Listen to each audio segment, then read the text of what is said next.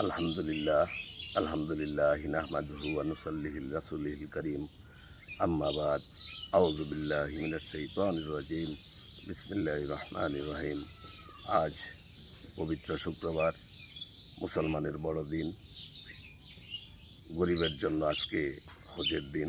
আমরা যে যেখানে আসি না কেন, যে যে অবস্থায় থাকি না কেন, জুমার নামাজ সকলে মিলে আদায় করব। পাড়া প্রতিবেশী, আত্মীয় স্বজন সবাইকে ডেকে নিয়ে যেন জুমার নামাজ আদায় করতে পারি, এই প্রত্যাশা সকলের কাছে করছি।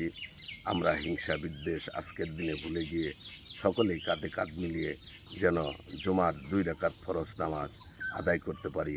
নামাজের পরে সারা বিশ্বের মুসলমানরা আমরা একত্রিত হয়ে যে সমস্ত মুসলমান ভাই ও বোনেরা বিধর্মীদের হাতে নির্যাতিত অবস্থায় আছেন, বিশেষ করে ফিলিস্তিনের মুসলমান নির্যাতিত অবস্থায় আছেন, তারা খুব কষ্টে আছেন। এদের জন্য আমরা দোয়া করব, আল্লাহ যেন খুব তাড়াতাড়ি এদেরকে এই বিধর্মীদের হাত থেকে যেন রক্ষা করে, এই আশাবাদ ব্যক্ত রেখে সকলের সুস্বাস্থ্য কামনা করে আবারও জুমার নামাজের আহ্বান রেখে আজকের মতো এখানেই আমি আমার কথা শেষ করছি।